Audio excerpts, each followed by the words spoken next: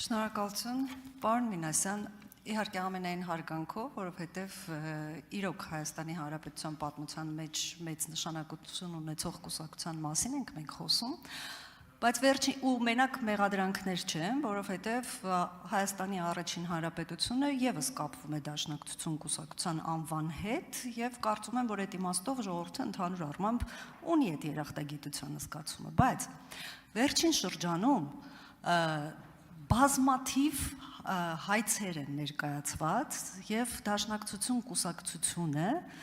ով որ համարձակվում է քննադատության ենթարկել կամ որևէ մի բան ասել, անընդհատ դատական հայցեր, անընդհատ դիմումներ, ինչը ժողովրդավարության մասին է խոսում եւ ես դրանով հպարտանում եմ, որովհետեւ վստահ եմ, որ 10 տարի առաջ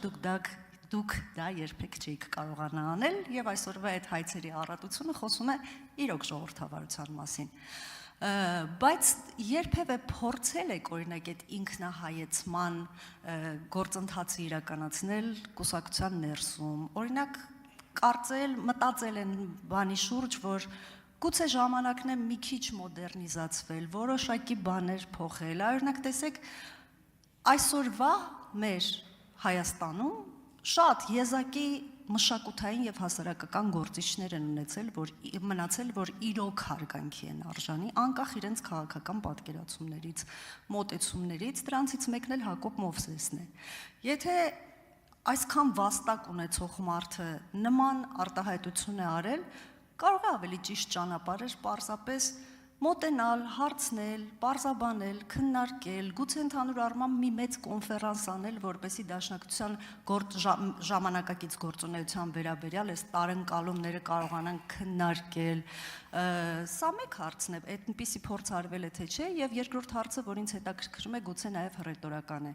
Եթե այդ նույն բաները ասեր քաղաքացիական պայմանագիր կուսակցության մասին, հայց կներկայացնեիք, թե ոչ, շնորհակալություն։ Տիկին Բադրյան, մի քանի հարցեր տվեցիք, վերջից սկսեմ։ Ես ասեցի, որ խախտվել է քաղաքական զսպվածության պահանջը, եւ քանի որ պարունակում է նաեւ վարկաբեկման տարեր, դրանով պայմանավորված է, որ մենք ենք ներկայացրել։ Եվ ես վստահ եմ, որ եթե ուղղակի ինքը շանս չուներ քաղաքացիական պայմանագրի վերաբերյալ բացական բան ասել, եթե ասեր, վստահ եմ, որ այսօր դուք կանգնած կլինեիք ստեղ եւ այնպես մի հատ դատապետումներ կանեիք եւ պաշտոնան կանեիք, որ կզարմանայիք։ Սա այդ մասով։ Փորձ արվել է թե չէ։ Եթե ես չեմ սխալվում, մի քանի անգամ նույնիսկ փորձ արվել ներկայացնել կամ կապ հաստատել եւ այլն։ Հիմա ես չեմ կարող կոնկրետացնել, թե ով է այդ փորձը արել, ես ճիշտ եմ կասեմ, բայց ինձ ասվել է, որ փորձը արվել է, բայց ես իմ խոսքի մեջ ինչու ասեցի, որ նախագիծը կարող է չծնվել, հա, երբ որ մենք ներկայացնում էինք դիմումը եւ կոռուպցիայի կանխարգելման հանձնաժողովից ակնկալում էինք եզրակացություն, կարող էր պարոն Հակոբ Հակոբյանը ինքը թեկուզ հրապարակային ասեր, անգամ չցանկանալով մեզ հանդիպել, հա, հրապարակային ասեր, գիտեք, թույլ եմ տվել խախտումը, բայց դա, չգիտեմ, չիմացության հետևանք է, արդյունք է եւ այլն։ Գուցե սա հենց այն ճանապարհն էր երկխոսության, որը հնարավորություն կտար այդ խաղի կանոնը ամրագրել։ Բայց երբ որ անձը ոչ տանում է ուղիղ հակառակ վարքագիծը եւ դրան գումարած մի հատ էլ հանձնաժողովի նախագահն է ավելացում, սա խոսում է արդեն հստակ դիտավորության մասին, վարքագծի մասին, այլ ոչ թե սահմանադրության պահանջները խախտելը գիտակցելու եւ այն այսօր թույլ չտալու մասին։ Ես համոզված եմ, որ անկապ նույնիսկ եթե այս նախագծին հաջողություններ չլինի, սա որոշակի զսպաշապիկ է լինելու։ Բայց ես վախենում եմ այլ բանից։ Երբ որ այս անպատասխանատու վերաբերմունքի պատճառով ինքը դառնա համատարած երևույթ եւ վաղը կարող է հենց ձեր քաղաքական ուժը հայտնվի այդ անիվների տակ։ Ինչ վերաբերում է դաշնակցության ինքնահայացմանը կամ վերանայումներին, ով դուք որոշակի առնչություն ունեցել եք, գոնե ծանոթ եղել եք դաշնակցականներին եւ այն մոտեցումներին կամ այն քննարկումներին, որոնք եղել են։ Մշտապես է այդ քննարկումը։ Մշտապես։ Բայց երբ որ ներկայացնում եք մեղադրանք մի քաղաքական ուժի ուրանալով ամբողջ անցած հերոսական ճանապարհը, սա է որ մերժելի է մեր համար։ Արձագանք։ Շնորհակալություն, ես վստահ եմ,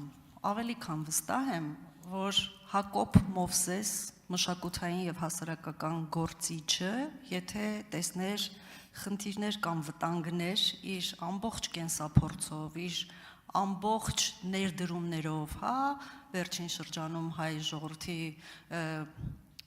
մշակութային պատմության մեջ էսպես, եթե տեսներ ինչ-որ խնդիրներ մեր գործունեության հետ կապված, վստահեցնում եմ ձեզ չէր խորշի այդ մասին խոսելուց։ Համենայն դեպս այն եզակի մտավորականներից է, որ վստահ եմ, որ չէր խորշի,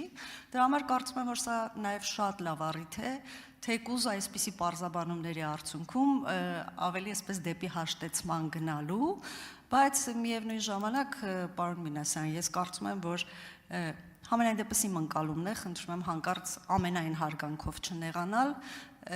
բայց անընդհատ դատական հայցեր ներկայացնել բոլոր նրանց, ովքեր փորձում են ձեր կուսակցությանը քննադատել, դուք անիվների մասին եք խոսում, մենք վերջին 7 տարին անընդհատ այդ անիվների տակ ենք, ինչ որ տեղել ձեր շնորհիվ,